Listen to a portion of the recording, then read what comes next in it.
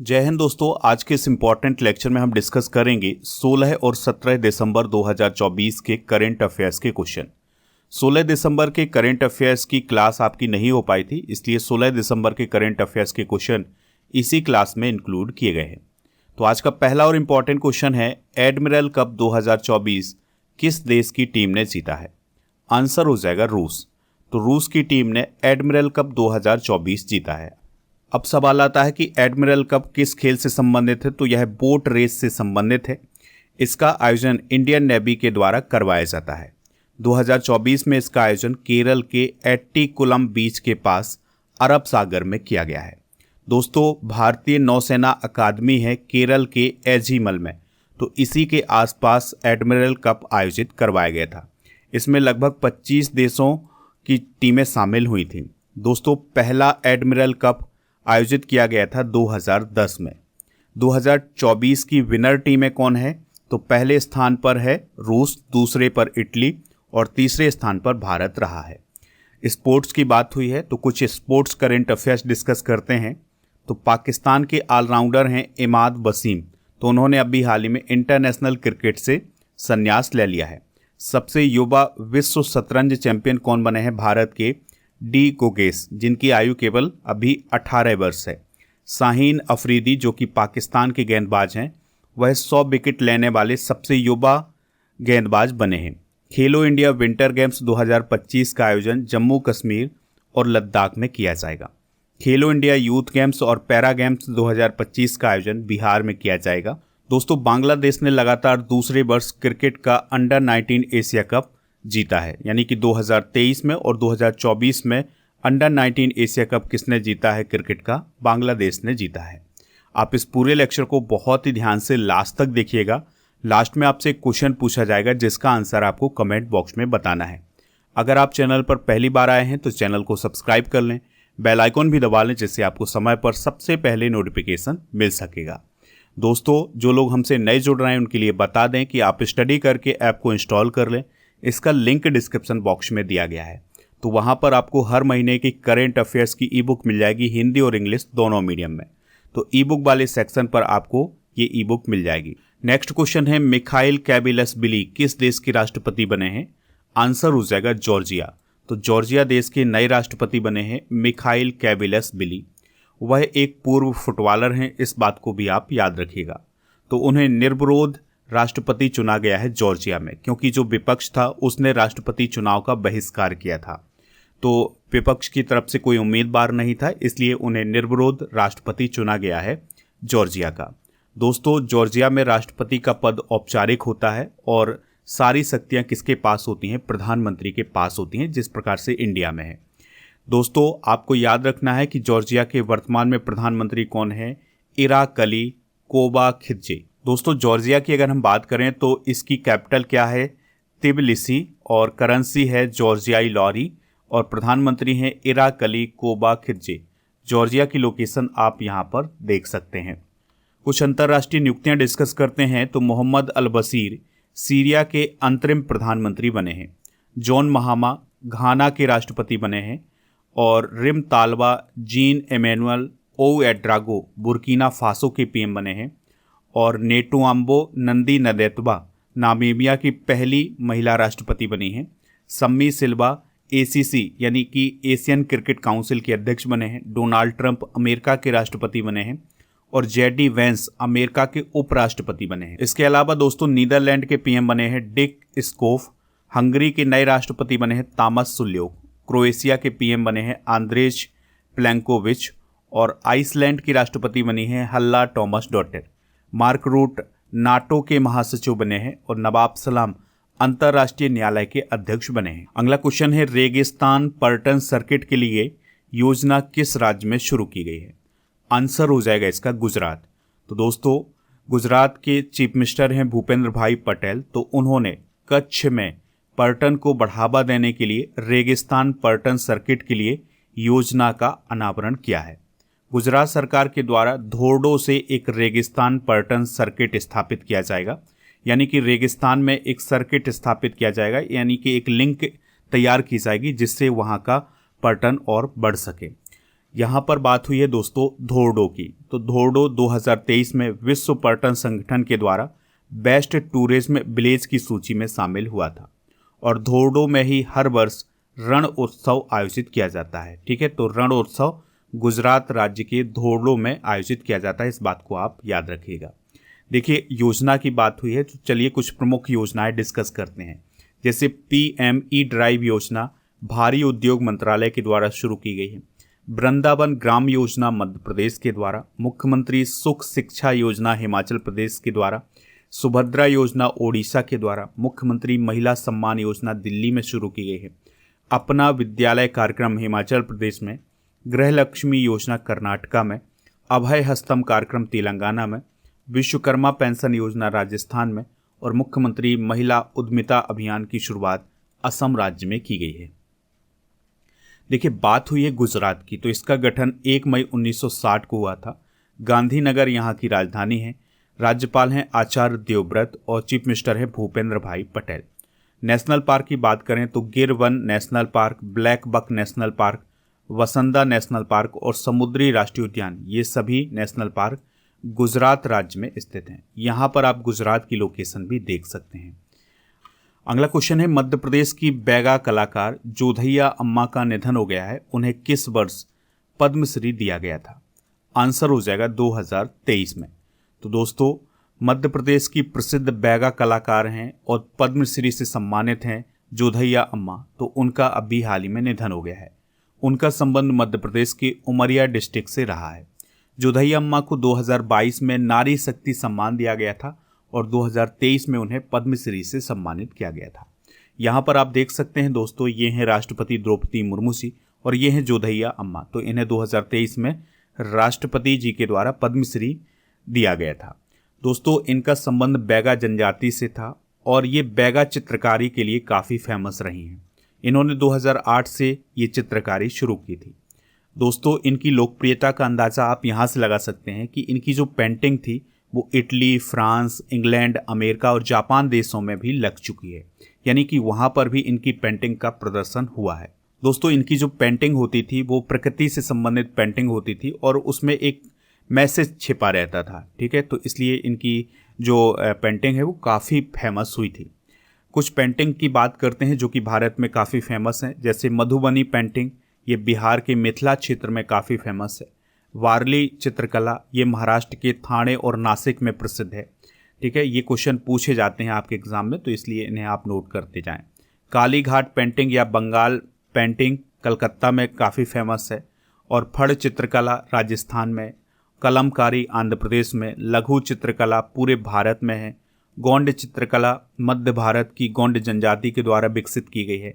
केरल भित्ति चित्र, ये केरल में फेमस है। पटचित्र ओडिशा में और पिछवाई राजस्थान में फेमस है और ये भगवान श्री कृष्ण से संबंधित है।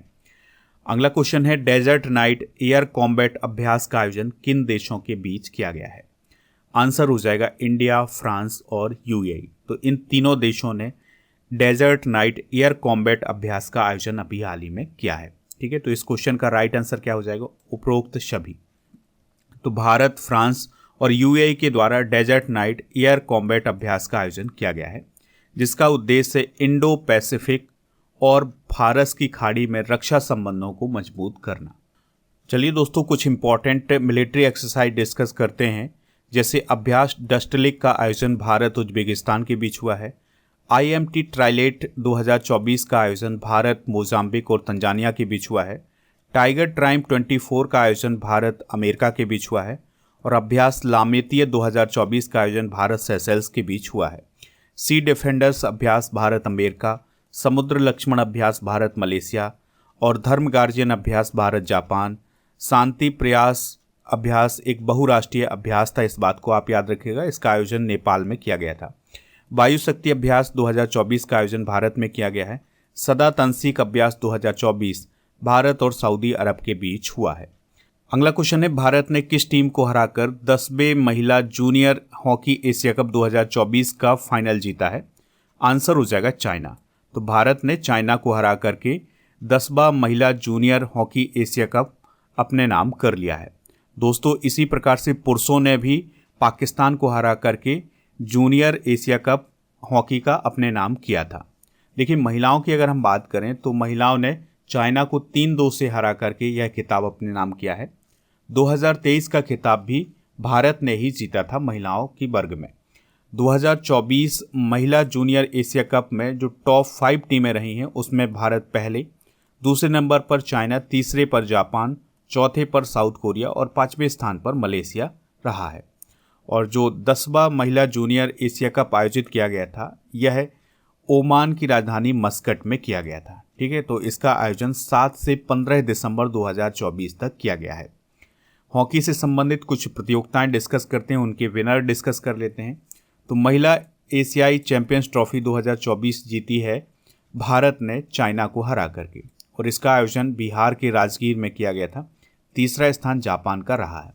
Sultan Johor cup junior hockey tournament 2024 की बात करें तो इसका आयोजन मलेशिया में किया गया था। गोल्ड मेडल जीता था ग्रेट ब्रिटेन ने, सिल्वर जीता था ऑस्ट्रेलिया ने, और तीसरा स्थान यानी कि ब्रॉन्ज मेडल जीता था इंडिया ने। पुरुष हॉकी एशियन चैंपियंस ट्रॉफी 2024 का आयोजन चाइना में किया गया था और विजेता रहा है भारत, उप विजेता चाइना रहा है, तीसरे स्थान पर पाकिस्तान रहा है। पेरिस ओलंपिक 2024 में हॉकी की अगर हम बात करें तो गोल्ड मेडल जीता था नीदरलैंड ने, सिल्वर मेडल जीता था जर्मनी ने और ब्रॉन्ज मेडल जीता था Bharat. Sultan Azlan Shah cup 2024 का खिताब जीता था जापान ने और उप विजेता कौन रहा है? पाकिस्तान रहा है। अगला क्वेश्चन है, भारत का पहला मधुमेह बायो बैंक कहाँ शुरू किया गया है? तो यह चेन्नई में शुरू किया गया है। तो दोस्तों, भारत का पहला डायबिटीज बायो बैंक चेन्नई में स्थापित किया गया है। इसको ICMR यानी भारतीय चिकित्सा अनुसंधान परिषद और MDRF यानी कि मद्रास डायबिटीज रिसर्च फाउंडेशन के द्वारा स्थापित किया गया है। तो इसके माध्यम से डायबिटीज़ के क्षेत्र में रिसर्च की जाएगी। ठीक है, तो जब हमारे शरीर के ब्लड में जो ग्लूकोज है उसकी मात्रा बढ़ जाती है तो ऐसी स्थिति को डायबिटीज़ बोला जाता है। डायबिटीज़ के इलाज के लिए इंसुलिन का यूज किया जाता है, इस बात को भी आप याद रखिएगा। 2024 में प्रथम डिस्कस करते हैं तो देश की पहली अंडर वाटर मेट्रो की शुरुआत की गई है कोलकाता में। BSF की पहली महिला स्नाइपर बनी है सुमन कुमारी। भारत की पहली ड्राइवरलेस मेट्रो ट्रेन की शुरुआत बेंगलुरु में की जाएगी। दुनिया की पहली 3D प्रिंटेड मस्जिद का अनावरण सऊदी अरब में किया गया है। भारत का पहला आयुर्वेदिक कैफे नई दिल्ली में स्थापित किया गया है। भारत के पहले स्किल इंडिया सेंटर का उद्घाटन संबलपुर ओडिशा में किया गया है। सेमीकंडक्टर नीति को लागू करने वाला पहला स्टेट है गुजरात। ट्रैफिक ऑडिट कराने वाला पहला राज्य है बिहार। इसके अलावा समान नागरिक संहिता यानी UCC लागू करने वाला पहला राज्य कौन है? उत्तराखंड। स्पेस में सबसे अधिक समय बिताने वाले व्यक्ति कौन है? ओलेग कोनोनेंको, जो कि रसिया के हैं। भारत का UPI स्वीकार करने वाला पहला यूरोपीय देश कौन है? फ्रांस। और भारतीय सेना की पहली महिला सूबेदार कौन बनी है? प्रीति रजक, जो कि मध्य प्रदेश की हैं। जाति जनगणना शुरू करने वाला दूसरा राज्य कौन है? आंध्र प्रदेश। पहला है बिहार। अगला क्वेश्चन है, dark eagle anti missile system किस देश ने बनाया है? तो यह अमेरिका ने बनाया है। दोस्तों, अमेरिका के द्वारा लॉन्ग रेंज हाइपरसोनिक वेपन बनाया है जिसका नाम रखा गया है डार्क ईगल। ठीक है, तो उसका अभी हाल ही में सफलतापूर्वक परीक्षण किया गया है और यह हवा में ही दुश्मन की मिसाइल को रोकने में सक्षम है। यानी कि अगर मिसाइल दागी जाएगी तो यह डिफेंस सिस्टम हवा में ही उस मिसाइल को खत्म कर देगा। दोस्तों, यह बैलिस्टिक, क्रूज और हाइपरसोनिक मिसाइलों को रोकने में सक्षम है। हाइपरसोनिक का मतलब क्या होता है दोस्तों? तो हाइपरसोनिक का मतलब ये होता है कि किसी वस्तु की स्पीड अगर ध्वनि की गति से 5 गुना हो जाए तो उसे हाइपरसोनिक बोला जाता है। तो अगर कोई मिसाइल हाइपरसोनिक मिसाइल है तो इसका मतलब ये हुआ कि उसकी स्पीड ध्वनि की गति से 5 गुना अधिक है। दोस्तों, ये जो डार्क ईगल नामक डिफेंस सिस्टम है ये इस प्रकार से काम करेगा। अगर कोई दुश्मन के द्वारा मिसाइल दागी जाती है तो उसको यहीं पर यानी हवा में ही खत्म कर दिया जाएगा। दुनिया के कुछ प्रमुख एंटी मिसाइल सिस्टम हैं, जैसे S-400 ट्राइम्फ जो है ये रसिया का है और डेविड स्लिंग ये इजराइल का है। S-30 VM ये रूस का है। Terminal high altitude area defence यानी थाड जो है ये अमेरिका का है और HQ-9 ये चाइना का है। बराक को बनाया है इजराइल एरोस्पेस इंडस्ट्रीज और भारत के DRDO ने। ठीक है, तो ये कुछ एंटी मिसाइल सिस्टम है। एंटी मिसाइल सिस्टम का मतलब है कि ये। अगला क्वेश्चन है मिसेज यूनिवर्स कोलोराडो 2025 का खिताब किसने जीता है? आंसर हो जाएगा ललिता चेरुकुमुदी ने। तो चेन्नई में जन्म लेने वाली और अमेरिका में रहने वाली ललिता चेरुकुमुदी ने मिसेज यूनिवर्स कोलोराडो 2025 का खिताब अपने नाम किया है। दोस्तों यह प्रतियोगिता न्यूयॉर्क में आयोजित की गई थी। ठीक है, चलिए कुछ सौंदर्य प्रतियोगिताओं की विजेता डिस्कस करते हैं। तो मिस यूनिवर्स 2024 बनी है विक्टोरिया कजेर, जो कि डेनमार्क देश की हैं। मिस ग्रैंड इंटरनेशनल 2024 बनी है रेचल गुप्ता। मिस इंडिया 2024 बनी है निकिता पोरबाल, जो कि एमपी की हैं। मिस एआई 2024 बनी है केंजा लेली, जो कि मोरक्को की हैं। मिस यूनिवर्स इंडिया 2024 बनी है Riya Singha. Miss India worldwide 2024 बनी है ध्रुवी पटेल। मिस अमेरिका 2024 बनी है Madison Marsh. Miss Universe Buenos Aires 2024 बनी है Alejandra Marisa Rodriguez. Miss World 2024 बनी है क्रिस्टीना पिचकोवा। अगला क्वेश्चन है VWF Tour Super 100 tournament Odisha Masters में पुरुष एकल का खिताब किसने जीता है? आंसर हो जाएगा ऋत्विक संजीवी सतीश कुमार ने। तो आपको सबसे पहले ये याद रखना है कि जो ओडिशा मास्टर्स है यह बैडमिंटन से संबंधित था। ठीक है, तो इसमें पुरुष एकल का खिताब ऋत्विक संजीवी सतीश कुमार ने जीता है। ठीक है, तो उन्होंने थरुण मन्नेपल्ली को हरा करके ओडिशा मास्टर्स 2024 का खिताब जीता है। इसके अलावा आप ये भी याद रखिएगा कि जो महिला एकल का खिताब है यह चाइना की काई यान यान ने जीता है। ठीक है, तो ये 2 पॉइंट आपको जरूर याद रखने हैं। अगला क्वेश्चन है उस्ताद जाकिर हुसैन का निधन हो गया है, वह किस वाद्य यंत्र से संबंधित थे? आंसर हो जाएगा तबला। तो दोस्तों तबला से संबंधित थे उस्ताद जाकिर हुसैन, तो उनका अभी हाल ही में निधन हो गया है। दोस्तों उनका जन्म हुआ था 9 मार्च 1951 में और इनका जन्म मुंबई में हुआ था और इनका इलाज चल रहा था वर्तमान में अमेरिका के सैन फ्रांसिस्को में। तो इन्हें हार्ट से संबंधित कोई बीमारी थी जिसके कारण उनका निधन हो गया है।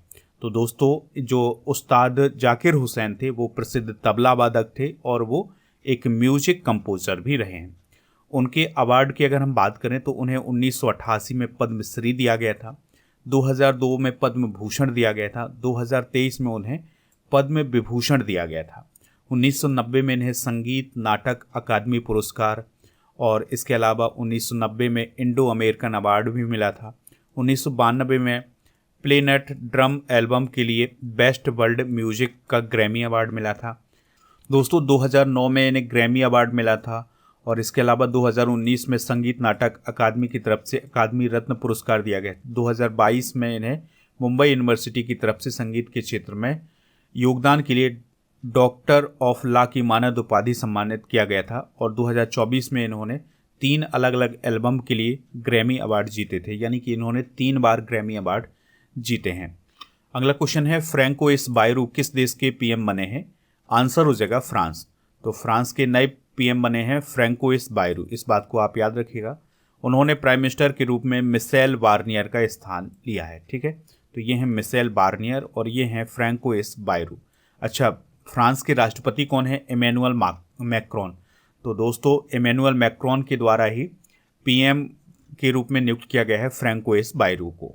अगला क्वेश्चन है किस देश ने भारत का पसंदीदा राष्ट्र का दर्जा निलंबित कर दिया है? आंसर हो जाएगा स्विट्जरलैंड। ठीक है, तो स्विट्जरलैंड के द्वारा जो भारत को सर्वाधिक पसंदीदा राष्ट्र का दर्जा दिया गया था उसको उसने सस्पेंड कर दिया है। यानी कि अब 1 जनवरी से जो भारतीय संस्थान होंगे स्विट्जरलैंड में उन पर अब 10% टैक्स लगेगा। तो अभी नेस्ले कंपनी के खिलाफ सुप्रीम कोर्ट ने एक फैसला सुनाया था, इसके बाद से स्विट्जरलैंड ने ये निर्णय लिया है। अगला क्वेश्चन है सैयद मुश्ताक अली ट्रॉफी किसने जीत ली है? आंसर हो जाएगा मुंबई ने। तो मुंबई ने मध्य प्रदेश को हरा करके सैयद मुश्ताक अली ट्रॉफी 2024 जीती है। यह क्रिकेट से संबंधित ट्रॉफी थी, इस बात को आप याद रखिएगा। दोस्तों यह ट्रॉफी T20 फॉर्मेट में आयोजित की जाती है। इसका पहला संस्करण हुआ था 2006-07 में। सबसे सफल टीम है इसकी तमिलनाडु और इसने 3 बार इस टाइटल को जीता है। और दोस्तों मध्य प्रदेश की टीम के कप्तान कौन थे वर्तमान में? रजत पाटीदार। और मुंबई टीम के कप्तान थे श्रेयस अय्यर। अगला क्वेश्चन है मुख्य सचिवों का 4था वार्षिक राष्ट्रीय सम्मेलन कहाँ आयोजित हुआ है? तो यह नई दिल्ली में आयोजित हुआ है। तो जो 28 राज्य और 8 केंद्र शासित प्रदेशों के मुख्य सचिव थे वो इस बैठक में शामिल हुए हैं। इसकी अध्यक्षता की है प्राइम मिनिस्टर मोदी जी ने। मुख्य सचिवों का पहला समिट हुआ था 2022 में और ये शिमला में आयोजित किया गया था। दोस्तों, मुख्य सचिव की अगर हम बात करें तो यह किसी भी स्टेट का सबसे वरिष्ठ अधिकारी होता है। दोस्तों, आज के जनरल नॉलेज के पिटारे में हम भारत के प्रमुख खनिज उत्पादक राज्य डिस्कस करेंगे, जैसे तांबा के उत्पादन में पहले स्थान पर मध्य प्रदेश, लोहे अयस्क में ओडिशा, कोयला में छत्तीसगढ़, बॉक्साइट में उड़ीसा, हीरा में मध्य प्रदेश, सोना में कर्नाटका और चांदी में राजस्थान, जिप्सम में राजस्थान, टिन में छत्तीसगढ़, अभ्रक में आंध्र प्रदेश, क्रोमाइट में उड़ीसा और यूरेनियम में आंध्र प्रदेश, थोरियम में केरल और पेट्रोलियम में महाराष्ट्र। दोस्तों, अब हम नवंबर 2024 के करंट अफेयर्स को एक बार रिवाइज करेंगे।